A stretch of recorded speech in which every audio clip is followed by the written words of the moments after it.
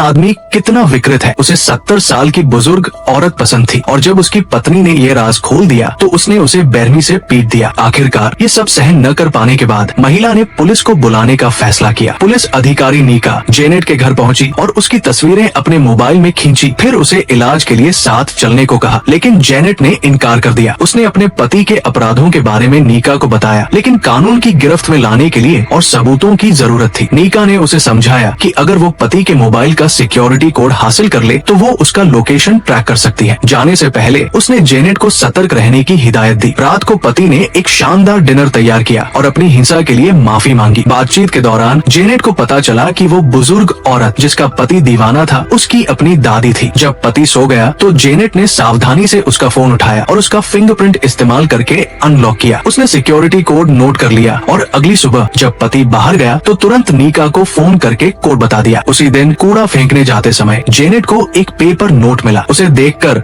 वो घबरा गई और जल्दी से अपने छुपाए हुए रिकॉर्डर को निकाला। जब वो घर पहुंची तो देखा कि उसका पति पहले से वहाँ इंतजार कर रहा था। पति ने उसे कपड़े पहनने का हुक्म दिया और दोनों फिर से उसी भयानक गोदाम में पहुँच गए। वहाँ पति ने एक और महिला को रस्सी से लटका दिया और फिर खौलता हुआ पानी लेकर बाहर चला गया। जैसे ही वो गया, जेनेट ने अपने सिर पर बंधा बॉक्स हटाया और महिला को नीचे उतारने लगी, लेकिन अचानक वो फिर से डर गई और जल्दी से महिला को दोबारा बांध दिया।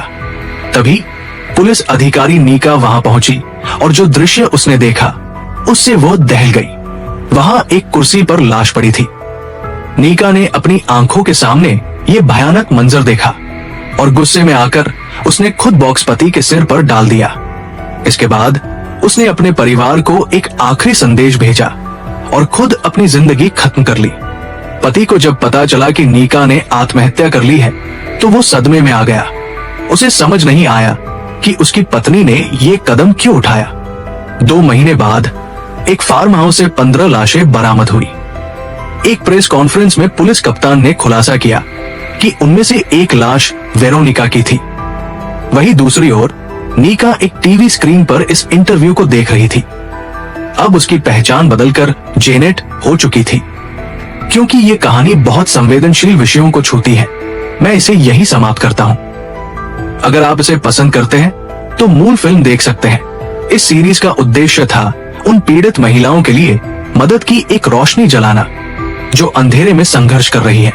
इससे ये कहानी पूरी होती है। मैं हूँ फिल्म एक्सप्लेन का प्रस्तुतकर्ता। अगर आपको ये पसंद आया तो हमारे चैनल को सब्सक्राइब करें। अगली कहानी में मिलते हैं।